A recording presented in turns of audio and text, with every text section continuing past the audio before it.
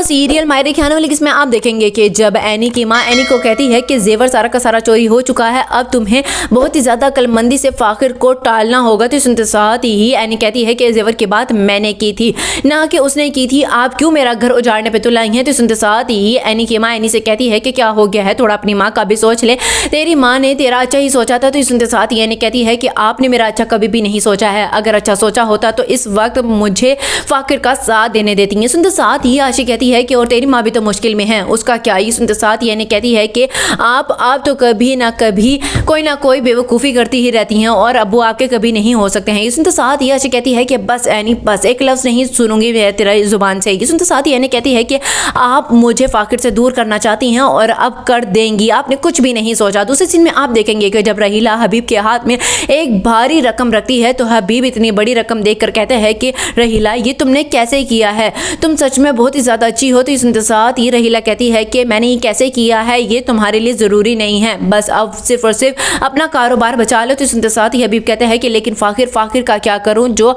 सारा का सारा बिजनेस हथियाना चाहता है। ये सुनते साथ ही रहीला कहती है कि जब तुम इतनी बड़ी रकम अपनी भाभी के हाथ में रखोगे ना कारोबार बचाने के लिए, तो देखना कैसे खुद वो तुम्हें सारा का सारा कारोबार दे देंगी। ये सुनते साथ ही हबीब कहता है कि लेकिन मैं तुम्हारे लिए क्या करूँ समझ नहीं आ रही। तो सुनते साथ ही रहीला कहती है कि मुझे बस अपने घर में ले जाओ। लास्ट सीन में आप देखेंगे कि उधर जमशेद की माँ जमशेद से कहती है कि जमशेद जितना बड़ा नुकसान हुआ है ना वो तेरी बीवी की वजह से हुआ है, अब तुझे ही सारा का सारा भरना होगा। ये सुनते साथ ही जमशेद अपनी माँ से कहता है कि लेकिन मैं कैसे इतनी बड़ी रकम दूंगा, आपको क्यों पड़ी थी अपनी बेटी का जेवर सारा का सारा रखने की। तो सुनते साथ ही जमशेद की माँ जमशेद से कहती है कि मुझे क्या पड़ी थी, बस मुझे ना बता, अगर तू नहीं दे सकता ना तो फिर ठीक है, मैं ये घर अपनी बेटी के नाम कर देती हूँ और तू चला जा अपनी बीवी को लेकर यहाँ से। ये सुनते साथ ही जमशेद कहता है कि अरे अम्मा क्या हो गया है तुम्हें तो सिर्फ आपा की ही सूझी रहती है।